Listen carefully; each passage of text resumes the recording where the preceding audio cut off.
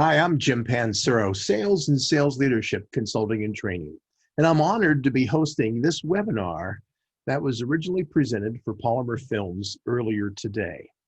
Had a few technical problems with our recordings, so we didn't get a clean recording to send on to you after the broadcast. So, with your permission, I'm going to re-record and share with you the 1-hour webinar and the contents of what we covered earlier today. Now, to get you started, let me get to share my screen and to get my slides going here. I'm excited to be presenting this. I'm assuming, and my understanding is that you are a customer, you are a reseller for polymer films. So the goal of this presentation is to help you and to talk about your business, not polymer films. They've asked me to focus on you, to focus on your business and what you could be doing in today's, frankly, very disruptive times to increase your competitive edge and your competitive advantage in this changing marketplace that we're in. Now, there's a couple of realities as we do this, and this is 6 months now that we have been in this pandemic environment. I consider the start of this was March 13th. Friday the 13th was so symbolic of when it was announced on television that things were going to be shutting down and you could see things were going to be turning. About every 2 to 3 weeks since then, I've been doing webinars for my clients and associations that I work with. What I found happened is about every 3 or 4 weeks, I've got to completely change the presentation because things are evolving so fast, so quickly. So today's presentation is based on the latest of what I see. Get back to me in a month from now, it might be a different message. Happy to answer, by the way, if you'd like to. Now, we have a workbook for you, and the workbook is a detailed action guide workbook of this presentation. In fact, it has more content in it than we're actually covering in the slides today. So it's something I would encourage that you can get. You might have gotten a copy from Polymer Films, but if not, you can go to this website and you can download it. You're not signing up for anything. It doesn't register for you or anything. It's just a place that you can download the document. So this is available for you. One of the things I think is interesting as a consultant, I've been doing this, just a moment of background about me, I've been doing this 40 years now. I've been a sales and sales leadership consultant and trainer. Prior to that, I worked for the IBM Corporation, their large computer division, and decided to leave that and start my own sales training company in January of 1982, before a lot of people on this call were even born.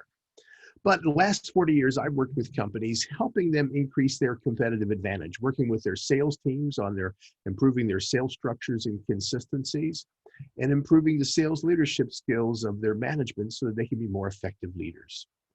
One of the things I watch happen, I find is fascinating, is this information I want to share with you today is really based on all the conversations and work I've had with my clients over the last 6 months, watching what they're dealing with, and just a variety of distribution and equipment sales with a little bit of services, and talking and listening to what they're dealing with. This is really where the basis of this information comes from. One of the things that have been rather interesting to me is how many of my clients are just shocked that the selling process has dramatically changed in the last 6 months. And I share with them to say, well, we shouldn't be that shocked about it. One of the things I've observed since I first started selling, now 50 years ago, God, it seems old, 50 years ago, is I watched there's been an evolution of selling skills that about every 10 years, what everybody's working on to gain a competitive advantage and is working for them seems and keeps dramatically changing. If we look at the process, let's start in 1960s. In the 1960s, success in selling was based on demonstrating products. Your ability to demo sales was the reason for your success. Now, the demos tend to be biased. They were a little manipulative to make the products look a lot better than they really might have been in general. But they were working. This was a way to sell back then. Then customers all of a sudden started getting suspicious that maybe the demos weren't as good as the real product. So that started losing its flavor. So what you watch happen is the marketplace shifted then, saying, okay, if we're not going to let us demo our products, let's just push our products. In the 1970s was when high pressure selling came about. This is when all the closing techniques came about. The Ben Franklin close, the alternative choice close, the puppy dust close, the full body slam close. All of these closing techniques based on the concepts that if you squeeze your customer hard enough, there's money inside, go ahead, take it, it's yours. This was when surprise and manipulation was the game. Did a lot of damage to our reputations as salespeople with all the slime ball tactics that were used. And the problem is they stopped working after a while, especially in business-to-business sales. Customers wised up. They knew all the closing techniques. They understood all the structures and the manipulation that was being done, They'd actually been through seminars on how to neutralize it. So when that stopped working, the industry went in a completely opposite direction. And so in the 1980s, this was when relationship selling came about. The whole concept was, wait a moment, friends buy from friends. No more pressures, no more hassles. Let's be friends. Can I buy you lunch? Can I take you to a ball game? Can I take you fishing? With the idea that if we become personal friends through this business relationship, I'll gain a competitive advantage and hopefully more business from you. Now that worked for a while. The problem was it got out of hand. As it got out of hand, as more and more gift giving was done and the gifts became more and more expensive and everything ramped up, finally it was really crossing some ethical lines as to if we give a purchasing agent a boat, is that considered a company gift or is that something for the employee? These were the kind of problems that were happening. So it really stopped working because we were spending all this money to entertain our customers, but then we found out afterwards they were still putting it out for bid, still looking at where the best place to buy. And all that relationship selling helped, but it sure didn't get us the business. So that's when in the 90s, business shifted and went to consultative selling. So now, hey, friends don't buy from friends, friends buy from experts. And the idea is basically applying the same template of relationship selling, doing a whole bunch of free stuff for the customer to suck up and to show them that they wanted the relationship with you. It just focused on business issues more than personal. Problem is customers took a bunch of free stuff from salespeople, took all their offers of free help and advice, and then they still put it out for bid. So it stopped working as a competitive advantage, even though everybody was doing all this free stuff that convinced the customers they should get to business. So what you watch happen in 2000, things shifted to what we're referring to as negotiated partnerships. A negotiated partnership says, hey, we'll do this free work for you, but we want some kind of commitment that you're either going to give us the business, or if it's still going to go out for bid, that we can at least charge you now, and then we'll give you a credit later if we get the business. It became more, hey, we're just not going to give this stuff away for free anymore. And that lasted for about 10 years. Then you watch around 2010, all the selling process became focused on the Amazon model, where everybody was focusing and talking about how they could provide speed, simplicity, and ease of use. That was the major selling mantra. So it really wasn't even as much about what the product functionality you had was. It was how easy were you to do business with, and how easy is it, and how fast can you get me what I need. So today now, 10 years later, we're now on another change. Now it's virtual selling because we can't get out to the customers. Is this going to stick around for a while? Now, I believe, just an opinion, but I believe the answer is yes. Because even as we get back to the customers are going to find there's so many ways to be more efficient by doing this online by a Zoom call instead of having you come out and meet with my team. That even though we are going to get back, I'm sure, to face-to-face visits, it's not going to be as much as it was. It's not going to be as frequently as it was. And I bet there's going to be a lot more electronic support like these Zoom calls and webinars, more than just the actual final face-to-face selling for a while. So now the question is, what are you doing about it? If this is the reality of our environment and it looks like it's not going to go back, now what do we do? Now there's an important point before we leave this slide, and that is, how important in your business right now are relationships? How important is it that your people be able to demonstrate what you have? How important you know how to sell? How important is it that you are seen as an expert and you can be a consultant to the customer? Well, I think everybody's going to answer to say those are all critical. The problem today is all of the stuff you see listed on the screen is important to selling. It's critical to selling success. It's critical to the skills of selling we need to have mastered. The only problem is it's just not going to give you a competitive advantage.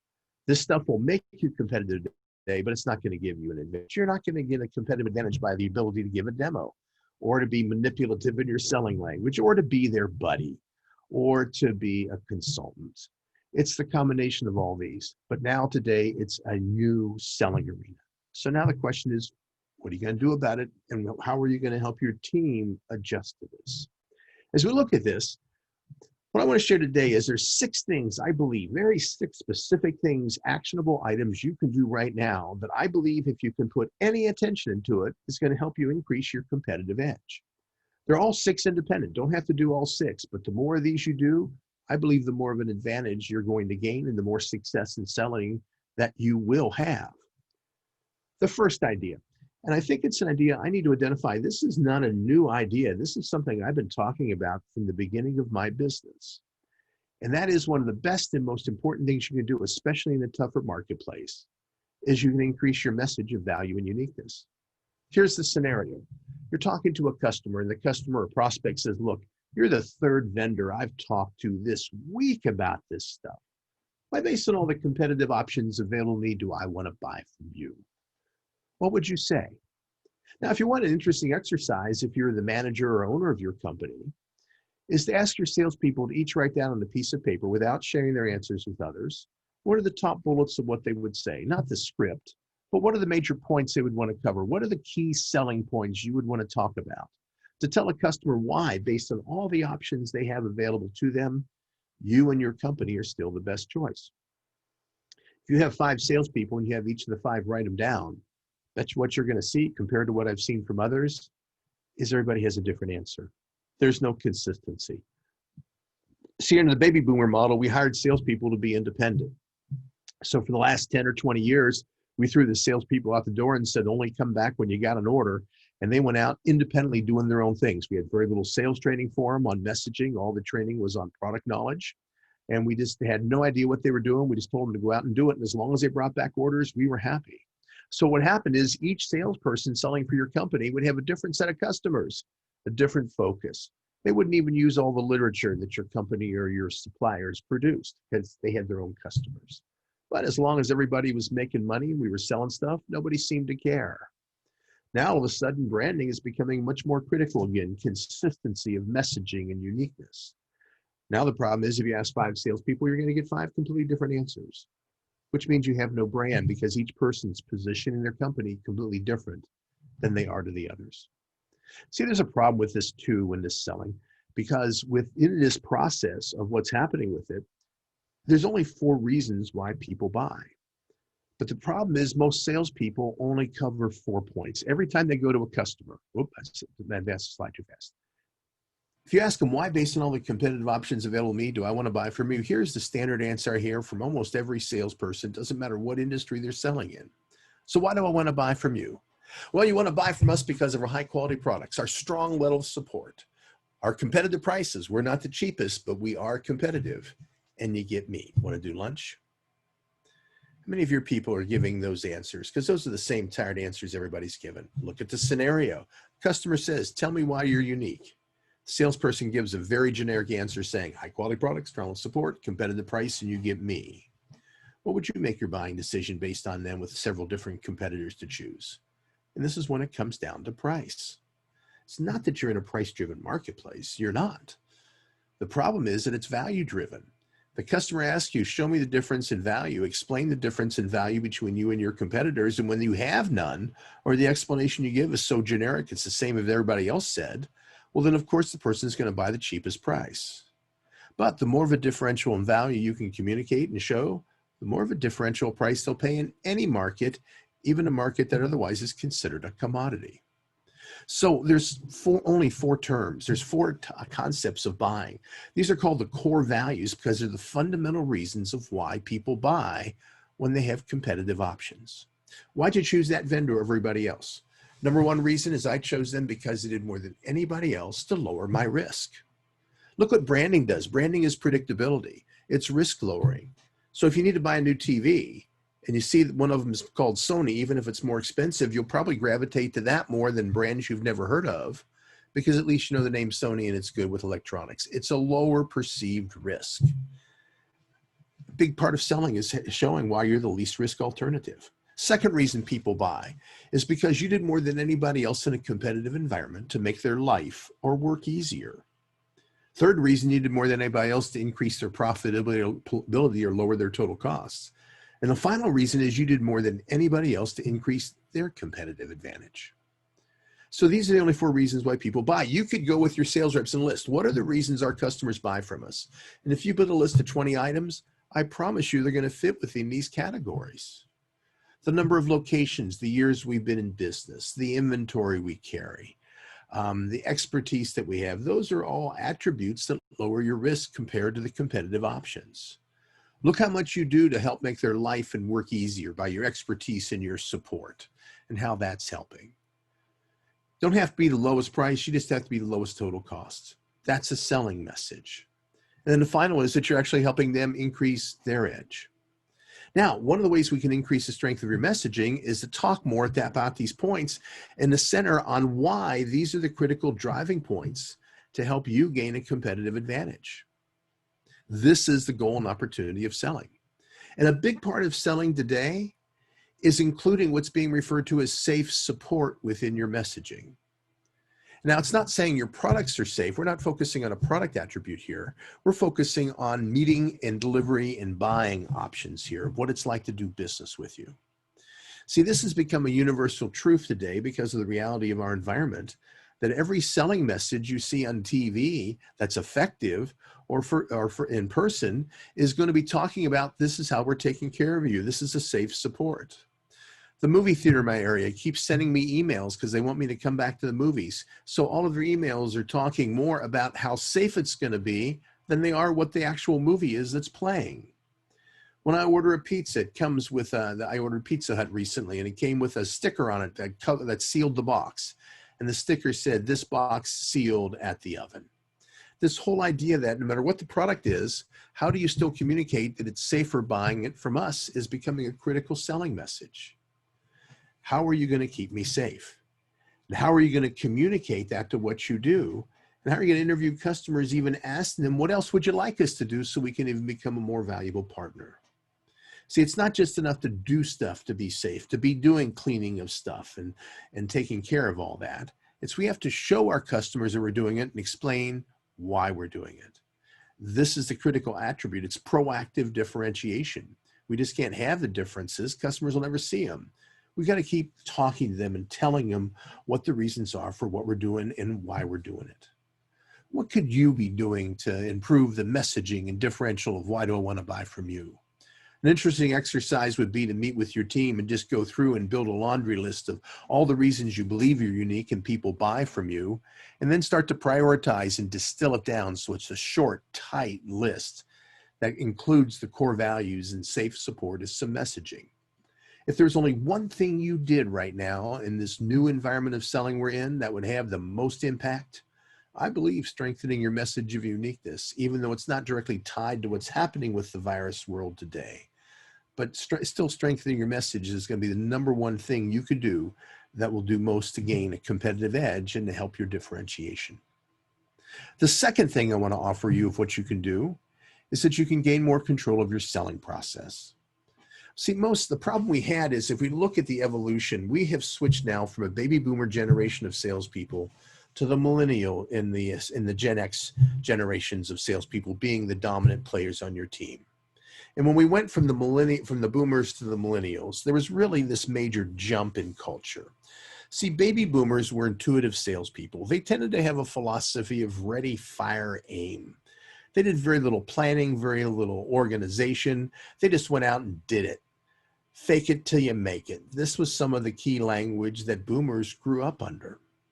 So they learned how to sell by being persuasive and kind of by trial and error, but most of them really didn't know what they're doing. The average boomer sales rep has no idea what the steps of a sales call are. They can't tell you what they are, but they know they're good on their feet. They know they're persuasive.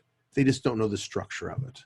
They don't know the structures of their selling process. They know little about the structures. They just know how to build relationships, talk about the product until the customer buys. So it's this very intuitive, off-the-cuff style of selling that was dealing for the last probably 10 or 20 years. But now all of a sudden things have gotten tougher. Things have gotten tighter. Now what do you do about it? One of the ways I describe selling is like we're playing an accordion. I'm an accordion person as a salesperson. And so based on the products I'm selling and the customers I'm dealing with and the size of the orders and the complexity of the orders, that accordion is either going to contract and be a very quick sale, like a car sale is only a one-call sale, or that accordion is going to expand and it might take 2 years because you're selling a piece of equipment. The idea, though, is even though the accordion expands and contracts, it still functionally stays the same. The structures and the steps are still going to be there. Steps of a sales call are still going to be as critical, whether it's a one-call sale selling a car or whether it's a 2-year process selling a major contract.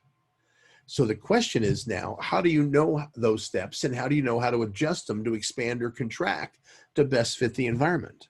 One of the challenges we've had in selling with this virus and its impact is most salespeople being very intuitive and very relaxed. They showed up on the customer and they just kind of hung around with the idea that was giving them an edge. The more they hung around, the more they learned, the more opportunities they saw, the more they could help the customer.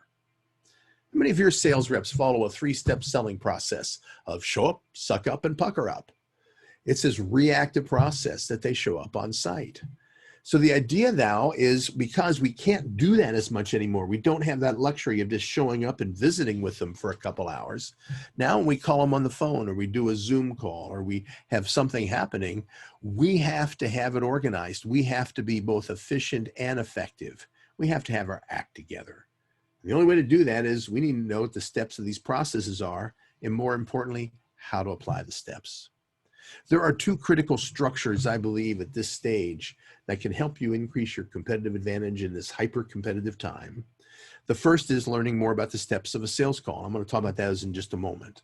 But the second thing is also then identifying what is your ID to close selling process. What happens from the time you identify a new opportunity to the time you close on the sale? What are the steps of your process?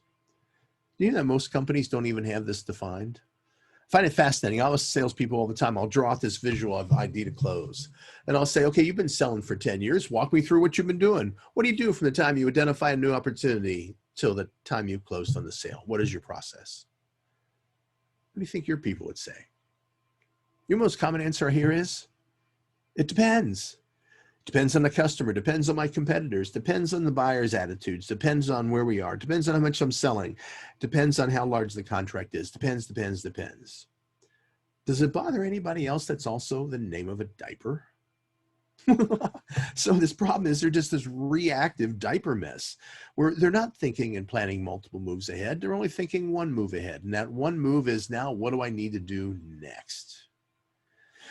Not very good support. So as managers, we need to backfill the skills they don't have. And one of the backfills we have to do is much more defining what our process and structures are, because if we know this, we gain more proactive control.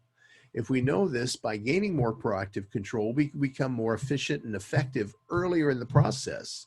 So we're more likely to get our messages across in a more persuasive way that would give us an edge to win the business. There's really 3 tactical structures. I was wrong before. I apologize when I said there was 2. There's 3 tactical structures I think are critical to consider. The first is the steps of a sales call, of how you handle any sales call. The second is, what do you do with new business from ID to close? And the third is, what do you do with existing customers that aren't buying anything new, but are still consuming a lot on a regular basis? They're your solid accounts. Well, then our plan is, what do you do from January 1st to December 31st? So we're not just showing up every meeting and every time, because this is a problem of what salespeople do, is they show up a lot, kind of wander around hoping they can uncover or find some opportunities or some needs. So now let's talk about the steps of a sales call for just a moment, because what's fascinating is, to the average, especially baby boomer sales reps, you start early. Their attitude is, hey, I'm not a rookie anymore. I know how to sell. They view it as an entry level or a fundamental skill. The problem, though, it's one of the most critical skills of selling, because it's a critical skill that gives you control. Now, if you want to see the gaps in your salespeople, ask your salespeople to write down the steps of a sales call. Just say, so write down the steps of a sales call you're using. And you'll find they can't. I would guess about 90% of all salespeople either can't write the steps of a sales call down, or the steps they write down are wrong. Now, on their feet, though, they're persuasive, because they didn't learn selling by structure. They learned selling by being persuasive. They learned an intuitive way to sell, not a structured way. So if there's no pressure nor hassles and they're doing a good job, call goes great.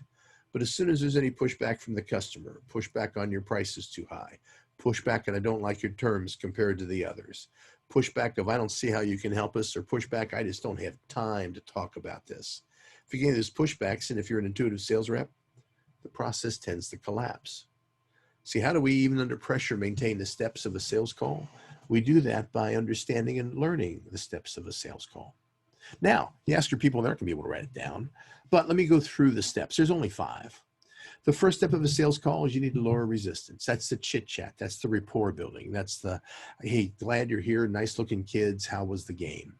It's that getting the customer comfortable and lowering their resistance so that you can then get to the second part, which is to ask questions to learn and qualify what they need and how you can help.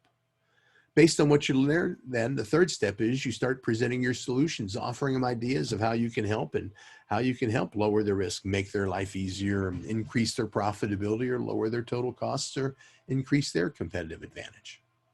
As part of that presentation, we still want to have some kind of closure, even if it's a multiple call sale of, are they agreeing with where you're going? Do they agree to let you continue? Any of those kind of things. But some kind of commitment for the customer is important right here. Now, the problem is if you ask a sales rep to write the steps of a sales call down, most only tend to write down 4 steps. If you ask a sales rep, what do you have as your final step in the selling process? They'll say the close, because that is an event that most learned. The problem is it's a 5-step process, it's not a 4-step. So first you lower resistance, then you ask questions, then you present, then you get some kind of closure. And then the final point is you agree and you set up your next contact. And you agree and set up your next contact so that you can then get back in. So I don't care if the customer says, no, I'm not interested, but I want to make sure they're still letting me talk. So during this pandemic, I call somebody and they go, oh my God, we're not doing anything right now. I have no budget, I have no time.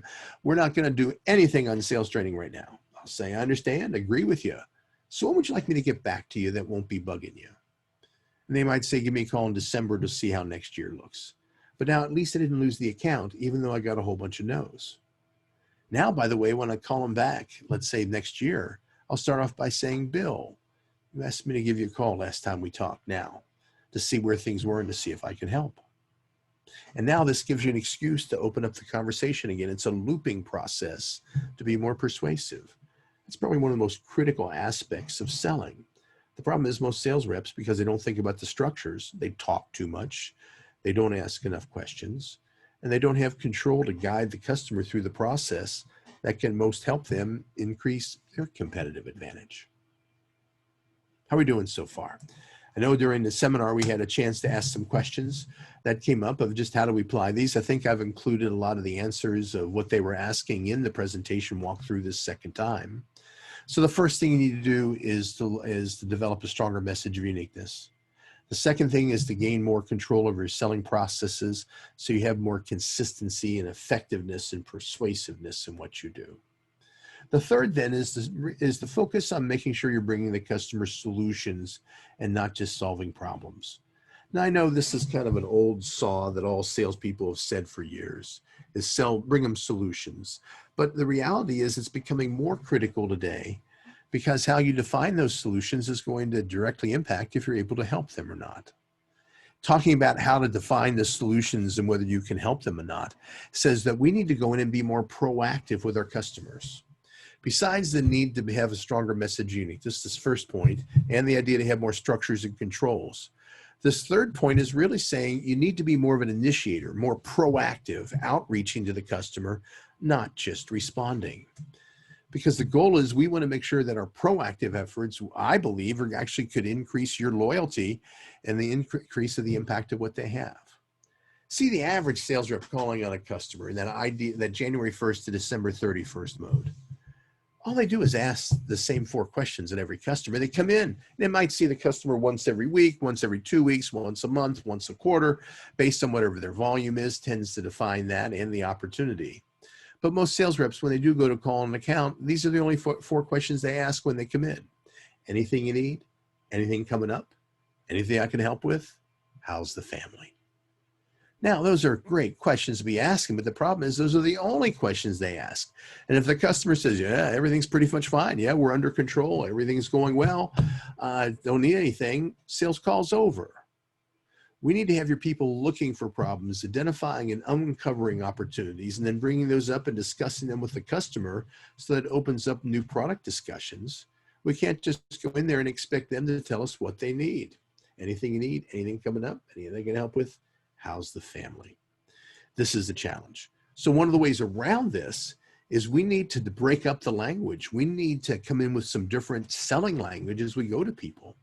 And one of the ideas to achieve that is to consider doing a concept that's called organizing sales campaigns. Now, sales campaigns have been done a lot in selling, but usually only focused on the product.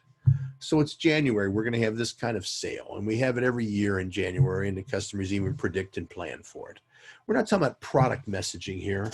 we're talking about sales messaging. And it's the message of why do I want to buy from you and what are the components of doing business with you so I understand what the value is of doing business with you.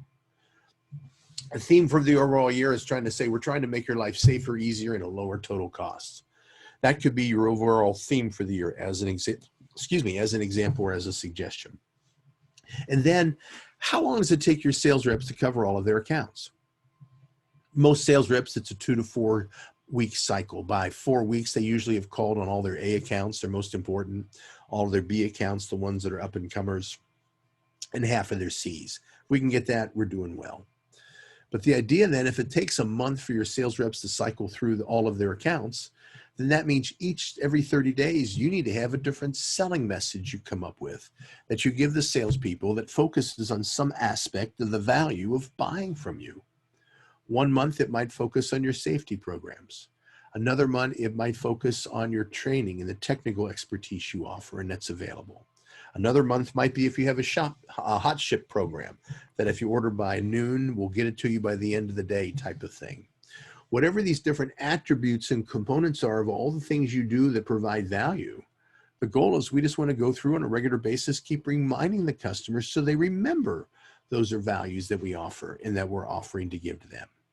So it's the idea that each month you'd be focusing on a different customer problem or challenge, whether it's their cleanliness of their place, or whether it's how you're going to help them store their materials, or what kind of ordering process you have and how to make that easier. These are just all the different aspects of selling so that each month when your sales rep goes in to talk to a customer, they've got something different to say. That's really the bottom line of this. How do we have you have something different every time you go in there? And this idea of developing sales campaigns is meant to help you achieve that with the idea that you define each month by benefits, not your products. We're talking about what we're trying to help you. We're trying to keep it safer. We're trying to keep you cleaner. We're trying to keep you better stocked. We want to help you grow. And it all comes down to, this is where a strong selling message tying into the first point becomes very critical, because a really great message today is we know we're not going to be the lowest price, but if you give us a chance, we can prove how and why we're the lowest total cost. And then focusing on that messaging as you go through what you're doing. That's the third area to work on. The fourth area is now after you have your message, you have more structure and control of what you're doing. You're talking more, bringing solutions to your customers than to bring problems. Now, the fourth idea is we need to strengthen your footprint and how you're coming across to your customers. See, the reality today is this has become the major definer of who we are as a business and our credibility of why you would want to do business with us. In the past, it used to be the customer would call up a couple of your references and ask them, what's it like to do business with you? How hard is it to get things done? How responsive are you to helping? All these, how good is the products that we get from you? All these are questions, all valid questions. Today I watch, though, that's not happening as much. And so what's happening is your website, your LinkedIn presence, your YouTube presence. These are ways to define if you're an active player in your marketplace or not. Somebody recommends and says, wow, I really should be buying from your company. And I Google you and can't find anything except maybe a LinkedIn post. I go onto YouTube, you have nothing there. I can't find much on your website at all, and it's pretty simple what you got. What's the chance you've lowered my risk enough that I'd be comfortable buying from you? That if I will. So now what happens is, how do you build your credibility? And one of the ways we build credibility today in this virtual selling world is by our references and our credibility that we have on our website, how you come across and how you display. If you're a major player in your market, then you better have a major website for your market. It's pretty hard to talk about what an advanced senior player you are and you've been around forever and you don't have a website, or the website is really weak. Your website, your literature, all of your electronic things online, they all really are doing only one thing, and that's validating that you're worth doing business with. It's a credibility validation is why we have this. I have over 400 videos on YouTube because I want a customer going to see this huge amount of inventory of videos to know I've got a lot of depth of contact. That's why I'm posting twice a week on all of the different social media, because I want to show them that I'm active, I have content, and I want to be get to know. It's trying to get people's attention. It's lowering their resistance. So what's your presence? What kind of website do you guys have? What kind of LinkedIn presence? How often are you working LinkedIn, and how much of a communicator is it for you? In fact, one of the things we have to be careful today is this is changing rather rapidly. One of the things I would suggest is before you go and invest a lot of money like in LinkedIn, you might want to ask your customers what platforms they're following. Because if you don't have a lot in LinkedIn, there's no sense to have your presence in LinkedIn. Let's find out which apps, which sites they spend the most time on, and those are the ones we need to focus our attention so we can be more persuasive, at the same time, be more effective in what we do. So we're cranking along here. First is the message of uniqueness. Second is to gain more control over your processes. Third is to bring the customer solutions. Fourth is to improve your internet and website presence and interconnectivity. Now, the fifth point is part of that electronic connectivity is we need to beef up your video conferencing. It's been interesting watching how this video conferencing has evolved. I've been in it for a while. In fact, I got into it really heavy a couple years ago because, and that was really my growth in it, because I had a client come to me, they're a John Deere dealer. They have 400 miles between end to end of the dealer locations they cover, and they only got 1 to 3 sales reps in each location. But they got 27 of them spread over a 400-mile radius. So the customer says, show us how we can do sales training for our team that doesn't involve spending 75% of our budget on training. So I pitched them the idea that maybe we should start doing this remote. And we started doing remote training, very effective for their team. So involved in this connectivity way before it got into it. But then look what the virus did. The virus all of a sudden made Zoom calling, FaceTime, GoToMeeting, Windows, Teams, all of these other ones, Microsoft Teams, are all these chat room communications. Look at what has happened because of these last 6 months of the virus. It was interesting. Zoom published some numbers. In December of this last year, they averaged 10 million guests to their different meeting rooms a day. They averaged 10,000 users. Today, last word I saw was a couple months ago, and it's over 300 million. It's amazing how they have exploded over 30 times in just a short period of time. So now look what happened. If you would have gone to a customer 6 months ago or a year ago and said, hey, let's have a meeting. My manager would like to talk and meet with you. So let's meet by Zoom. How many of your customers back then would have said, what are you, too cheap to get in an airplane and come see me? Might not have been a positive. But now because of all that's happened with the virus and they've been trained and coached on using this, now the issue of using it is how do we use it to our advantage? And now look at the opportunity because of the connectivity of what you can do. Now, all of a sudden, this has become a major process. So now the question is, how can you change the way you sell to take advantage of this new process? See, in the past, one of the ways companies viewed selling was really their business was like a rifle, and they aimed it at a customer or a prospect, and they pulled the trigger. And out of the barrel came a sales rep, a single bullet. And the sales rep went to the customer, and they did everything. They took their orders, they explained what they had, they dealt with shipping problems, they dealt with billing problems, they dealt with everything. In fact, in a lot of companies, you define the best sales reps were the ones that needed no help and no guidance and left you completely alone, and they took care of everything with their account. That was the assumed way you had to sell. It was this independent gunfighter kind of environment. We left you to your own devices. But now things have changed, and it's much more of a team effort. Look what customers want today.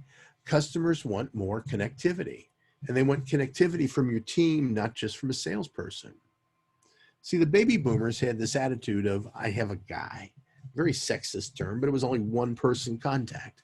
They didn't do business with your company. They did business with your salesperson. I have a guy. So I come to you and say, my roof's leaking. You got a guy. If I say I need to have new replacement windows, oh, I got a guy. It's done that for me. You'll like him. It's this mentality of always this responding of the having a person. This was the baby boomers met and worked. So they kind of assumed when they talked about support, it was support from an individual, a single individual. So boy, that company over there has a great salesman, takes care of me, or has a great service person over there that takes care of me. It's that kind of communication. The problem though is it's evolving. An easy way to do this is next time you're with a customer, hold up your cell phone to the customer and say, I'm curious, for my company, how many telephone numbers do you have in your cell phone right now for my company? Now, if it's a baby boomer, they're only going to have one set of numbers. It'll be the salesperson's home phone, cell phone, and their office phone. That's usually it, because the sales rep takes care of everything. But the younger the buyer is, the more likely you are to have multiple contacts. Somebody that's a millennial, they're not going to put up with the patience of wanting to have an answer to something, so they call their sales rep, where's my order, to have the sales rep check with their dispatcher to call the driver to find out that the order is about an hour away, through the dispatcher to the sales rep to get back to the customer. The customer's going, why are you wasting all this time? So what they do is they just grab the phone number of your driver. So every time there's a new driver to their business, they're grabbing their cell phone number, because if I want to find out where my delivery is now, I'm not going to go through 3 people and all this waiting. I'm going to call up George the driver and go, where the hell are you? This is how it's changing. So because of this, Zoom is becoming more important as not just a way to communicate with customers, but it's becoming more important as a way to communicate with your executives and your customers. People that you normally wouldn't be able to get on a sales call to devote a couple days just to go visit with one client. We'll give you 10 minutes now. And the idea is their job is not to sell. Their job is not to explain the products unless they're one of the technical experts you brought on the call. But if they're up in senior management, their goal is to ask, what could we be doing to be more effective? What do you need for us to be more persuasive? How can we help you? These are the kind of languages of what the executive does. Was asked on our broadcast today. So, if we take all these people on a sales call, what's their roles? Well, it's kind of like playing your position in sports. Too many people do what I call 5-year-old soccer. When my godson was playing soccer, we go to play, they watch the 5-year-old team. They had a rule that the coaches could be on the field because the kids were so small and learning the game. They just couldn't touch the ball. So right before the ball was put into play, the coaches would grab the kids up and place them like chess pieces. Becky, you're here. George, you're over here. But then as soon as they threw the ball, boom, all there was this collection of kids together. Nobody cared about the position. The only thing they wanted to do was kick the ball. So if you take a sales manager on a call with you, you got to be careful he doesn't kick or she doesn't kick the ball. Their job on a sales call is not to sell unless they're specifically being brought to negotiate price at the end of a contract. That's the job of a sales rep. So those questions should be answered by the rep. The manager is much more of a distance view. Where do we need to be? What kind of support do we need to be giving you? What else do we need to be doing in our business to be of value to you? These are great management questions. The job of a manager on these calls is not to sell. That's a critical point within this. But now what we can do is we can use these video opportunities to get our senior managers, our product experts, our technical people in front, and our suppliers people in front of customers to be able to answer their questions and to give them the support they need. This is where it all has value.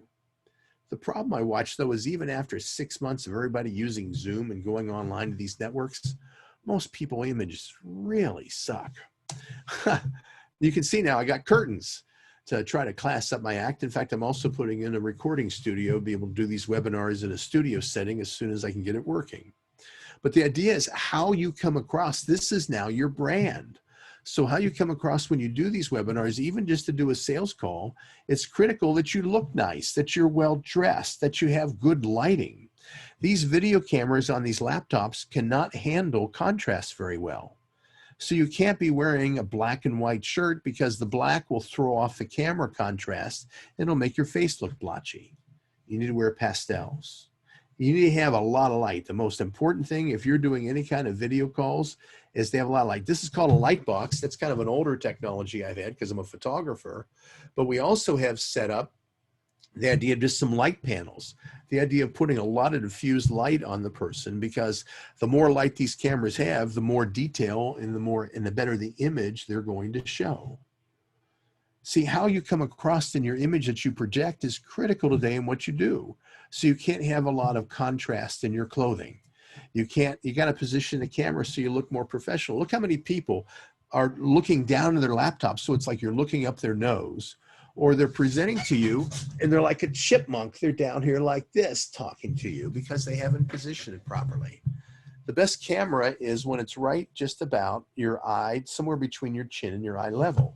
So you're talking down a little bit to give you power, but that you're on this kind of plane to talk to the customer is a more professional image. Look how you fill the image of your call so that you're present. Because if I'm way back here look how tiny I look and how I lose so much power. So we need to have these presence of making sure that you're framed properly in what you do. Invest in a good microphone. I use a Yeti microphone. Let me show you this microphone. I demonstrated this in our call earlier. One of the things about this is these microphones have a higher quality of sound, better bass pickup to make your voice sound deeper and more professional. Even as a woman, that helps your sound. But also, this is a directional mic, so it doesn't pick up as much room noise or echoes from the room. So listen what happens. If I take this mic and I turn it, because this is the front facing me now, if I keep talking at the exact same volume, listen to how my voice drops off here at the very back and how it comes back up, because everything here is meant to be spoken in front of the microphone and to suppress the sound around the edge. Less than $200 to get a good microphone. For $200, you can buy a light set and really beef up the lights in what you're doing. You don't have to invest a lot of money in this. You just need to pay some attention. And part of it is making sure that you dress professionally, even if it's only from the waist up. What was it right after all this happened? I remember seeing that Walmart went on and was saying that sales of dress shirts are up like 500% since the pandemic started. And the sales of dress pants has dropped by 50%. Everybody's putting on shirts and that's about it. But the idea is we have to look professional. We have to come across to the customer and the idea that we want to help them and be more persuasive. So as we look at this, first thing we need to do is work on our messaging and communication of uniqueness. The second thing is we need to add more structure and process to what we're doing. The third thing we need to do is we need to have stronger messaging. The fourth thing we need to do is we need to have more of an electronic presence. And the fifth thing is we need to be more actively meeting on Zoom or on these online chats. Wouldn't it be great that you're meeting with a customer and your CEO or your president or the head of your division or whatever is able to join the call, even if only for 10 minutes, just to tell the customer their business is important, ask them a couple questions of what they're looking for to listen, and just to show a presence. That would be effective. That would be spectacular. Only taking 10 minutes of their time to do it. This idea that this becomes a sales tool. If you have to make a sales call with a customer, push that it be on Zoom or be connected by online chat, because now it's getting closer to that persuasive base of me and you in the same room, eye to eye, not just listening to what you say on the phone. This is the opportunity we have. And right now, this is a competitive advantage, because even though the Zoom technology is very available and being used within companies, it's not being used that much by salespeople, especially on calls to their clients. Might be something that would help you. Now, the sixth problem we talk about, really we have to deal with is a problem. And the problem is most sales reps are like the Hilari bird. How many of your sales reps are like the Hilari bird? The Hilari bird's a 3-foot bird, lives in 4-foot grass, spent his whole life saying, where the hell are we? It was on the Discovery Channel. But this reality that most sales reps are only thinking one move ahead. So if you go to a sales rep and say, okay, what are you doing in that account? They'll be able to tell you, boy, I got this in play. This is what's happening. And this is what I want to do on my next call. But then they say, that's great. What are you doing your second call after that? There's a good chance all they're going to say is it depends on what happened on the last call. Most sales reps only think one move ahead. It's a reality of selling. And if we look at this process, this is where you as a manager become very effective. See, the job of a manager is to backfill the weaker skills of your salespeople. And the weaker skills for most sales reps is at the higher levels of selling skills, of at the tactical level, they're not thinking and planning enough moves ahead, or at the strategic level where they don't have a strong enough and a concise enough message of uniqueness and value of why based on all the options you want to buy from us. So it makes sense then that for you as a manager, those are two of the biggest skills you need to backfill, coach and train your people to achieve. More knowledge of their processes and the steps they go through and the strategy. So as an example, if you draw out this visual, just a simple arrow, on the left-hand side, we have identify, and on the right-hand side, just before the end of the arrow, we have close. And the idea of this visual is to signify what is one cycle of your selling process. What do you do from the time you identify a new opportunity till the time you have closed and won the business? Even though the relationship will continue, what is one cycle of your selling process? Now, if you draw this visual out and ask salespeople, sit down with somebody and say, well, you've been selling with us for 5 years. What have you been doing? What's our process? What do you do from the time you identify a new opportunity till the time you close in the sale to win the business? It's really fascinating to ask your sales reps this, because I've asked this of like over 1,000 salespeople, I would guess. On airplanes flying with them, when we did fly, I would sit next to them and draw out this visual and say, well, you've been selling for 10 years. Show me what you've been doing. Or whether it's meeting with management teams to ask this. And very few companies have any answers. This is the whole Larry Bird problem. They're not thinking and planning more moves ahead. And we've got a second problem with this visual, and that's there is an occurrence that happens in the middle that is a real defining factor of differentiation. And that defining factor of differentiation is when you issue your proposal. So a sales rep will go in and talk to the customer, find out what their needs are, find out what they're looking for, what kind of volumes they're interested in. Then we'll go out and develop a proposal and deliver it to the customer. It says, okay, here's what we can do for you. The problem is when a proposal is delivered, it is a turning point in the relationship, because before a sales rep issues their proposal, they have power. But as soon as they issue the proposal, they lose all their power with that buyer. See, if I have, let's say I'm proposing sales training to you, and I haven't given you a contract or any pricing yet. And if I said to you to say, you know, to really understand your business better, I'd like to talk to a couple of your sales reps just to get an understanding of what they're dealing with and where they are and how it's going. I bet there's a good chance you'd say yes, because the assumption is it's going to help me to put together a better proposal for you. But let's say I've finished my proposal. I have delivered it to you. And as I deliver my proposal, I tell you, the customer, say, by the way, I'd sure love to talk to some of your sales reps. What are you going to say now? I bet you're going to say, look, we've also have several other companies bidding. If you win the business, we'd be happy to have you do that. But until then, there's no need. Because the sales rep has lost all their power. They got what they needed to give the proposal. Now it's up to the customer to decide. That's a powerless position for a salesperson. So, by the way, when do you as a manager get involved in this process? And for most managers, this is the problem. They get involved after the sales rep has issued their proposal. In fact, a lot of companies, sales reps tend to hide that they even have something in play until they actually deliver a proposal, because only when they deliver a proposal do they need to get sign-offs for the company. They lock down pricing. They use a proposal generator if your company has one, and things get locked in. A lot of sales reps don't even tell their managers when they have something in play unless it follows through when they issue a proposal. Let's get real. If a sales call crashes in the middle of the woods and there's no manager around, did it count? For most of your senior people, the answer is hell no. So they want to keep these as quiet as possible until they have to tell you. And a lot of companies, they have to tell you when it's time to do something on the configurator and work up a proposal. So then all of a sudden it starts being tracked by the company. Now everybody knows this is in play and everybody starts looking at it. Your manager comes to you and says, how can I help you close this? And look what happens. The manager has put themselves in a very reactive position by only getting involved after a proposal has been issued. Now there's only 4 things when you take that manager in the call that they can do. They can do special pricing by giving the customer a break. They can do some kind of expediting. They can do some kind of problem solving, or they can do some kind of, gee, thanks for the business, we wish you'd do more with us type of thank you calls. All reactive support positions to the sales rep. There's no real account leadership there. So what we're seeing now that the millennials are coming in is we're seeing much more of the need for a coach.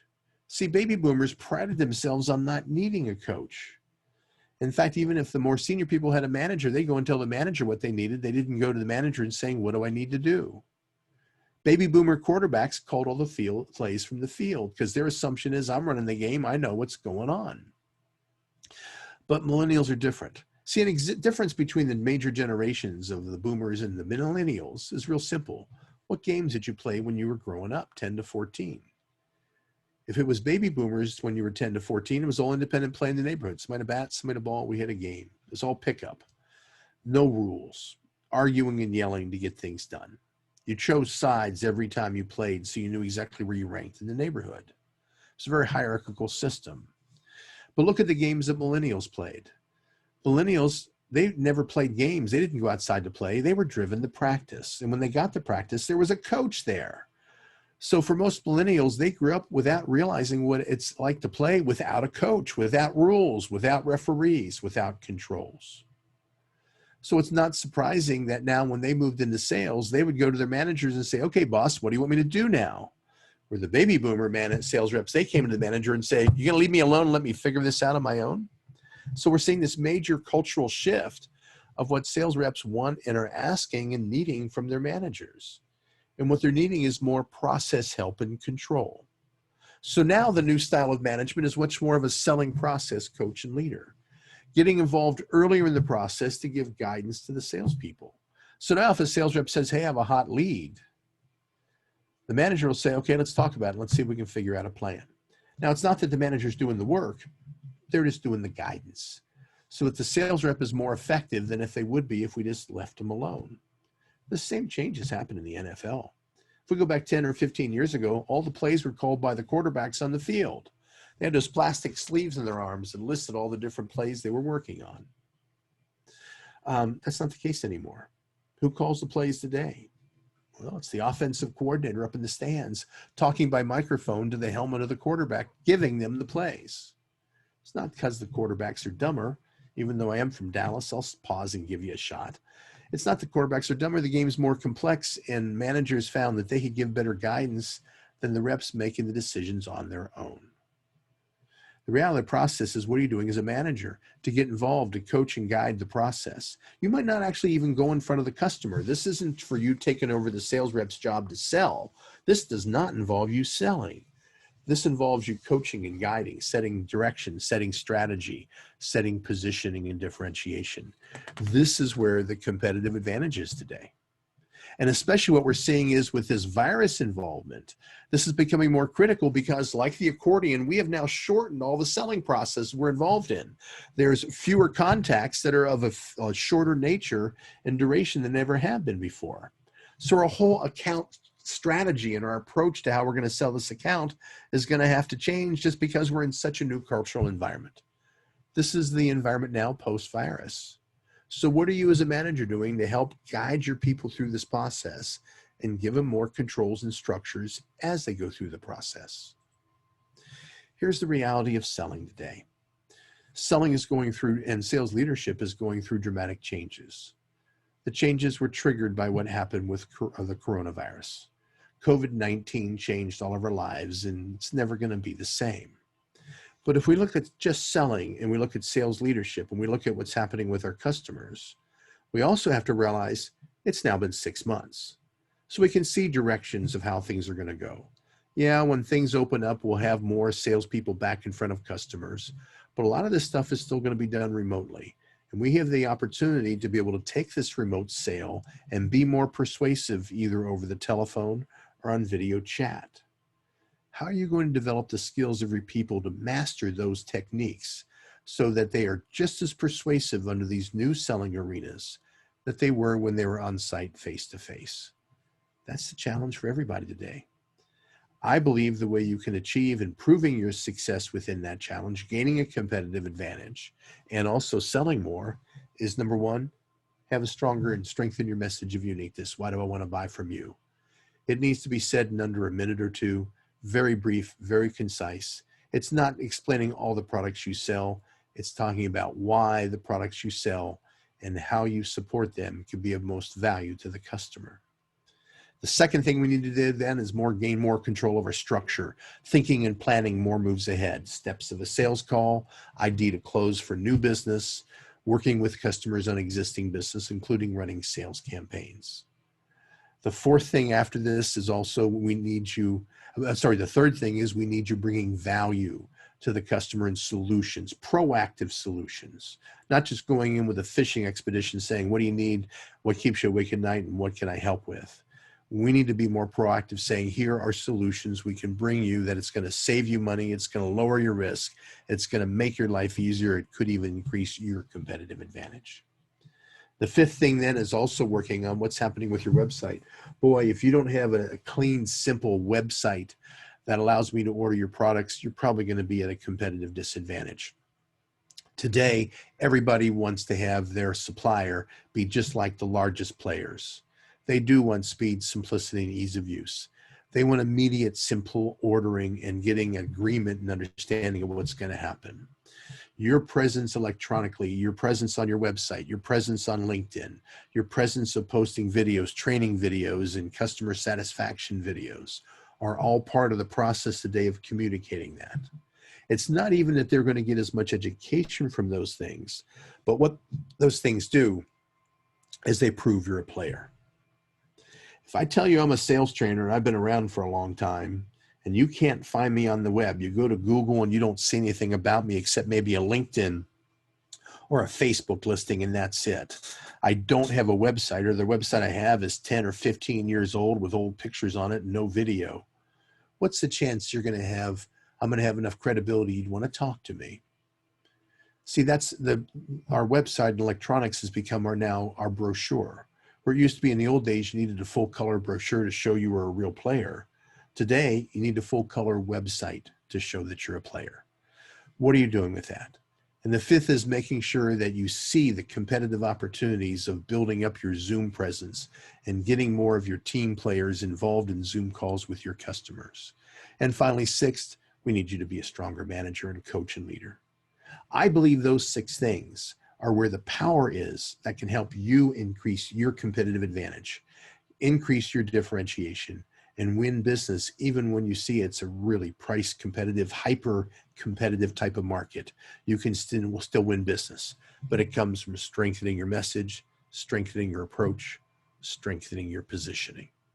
Have some final offers for you in the time we have, because we're out of time. The first is, when everything started, March 13th, I've been posting videos for several years, a couple a week, on all the different social media. And what I realized March 12th was the video I was about to post the next day had no relevance to the current environment we're in. So I realized I had to change my selling messages of ideas I offered to help salespeople and their managers be more effective. I needed to readdress what I was doing with my videos. So I did a couple things. First thing I did was I changed the focus to saying, what do you do now that we're in this virus and what's current? The second thing I did was, in posting these videos, I created this website. It's just a web page that lists all of the videos I did specific to the virus. I also have a website, Pancero.com, but this is just a page off of it that lists all of the videos that are specific to what's happened since the COVID-19 has hit. The second thing is, you might want to check me out on YouTube. I have about 400 videos. I'm posting everything on LinkedIn and have been actively posting there for a while. To make it easier for you, I have a newsletter that comes out every Friday, and all the newsletter does is just include links to all the videos that I posted for the week as a way to keep it straight. My videos are meant to support your selling process. So if you're a manager, consider using my sales videos for your salespeople. And if you see a video that you like that I'm talking about something as a sales aspect, show the video to your team, whether you're meeting over Zoom or face-to-face. Show them the video. It's under 4 minutes. And then ask them only 4 questions. First question is, what do you think of the video? Open-ended question. Second question is, how relevant are those ideas to what we're doing here, selling our products now? Third question is, based on what we talked about, what are you going to try different? And then the fourth and final question is, during the week when you see him walking around or you talk to him, you say, okay, so what success did you have this last week based on what you said you were going to try? By doing that, you got a real simple sales training process, free, just by using videos. And a way to do that is subscribe to my newsletter. You can do that at Pancero.com. The reality is we're going through dramatic changes. I hope that you and your family and everybody in your community is as safe as possible. I hope your workers are safe. I hope you're supportive as everything is upside down in education. There's a lot of your people, I'm sure they're working from home right now, that also have little kids running around. It's interesting now when you have kids interrupt a call or interrupt a Zoom call, we talk about the kids. It's no longer a negative and it's no longer a disruption because it's our new reality. The key thing here, I think, for you as a manager is there's a lot of change going on. How positive is your language to your people during this change? Too many managers at this time just become negative, just doing a dumping on their people of all the problems, all the hassles, all everything else.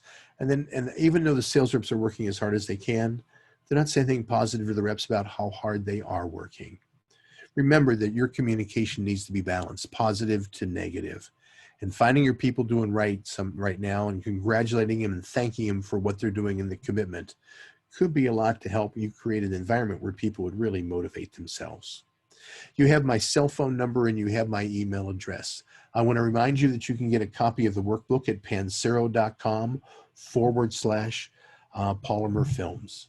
And if you have any questions, if you call me or you email me or you text me, you have my promise. I will answer your questions. No charge, no commercial. You support your customers, so do I. So if I can answer any of your questions, know that if you call me, I will help you.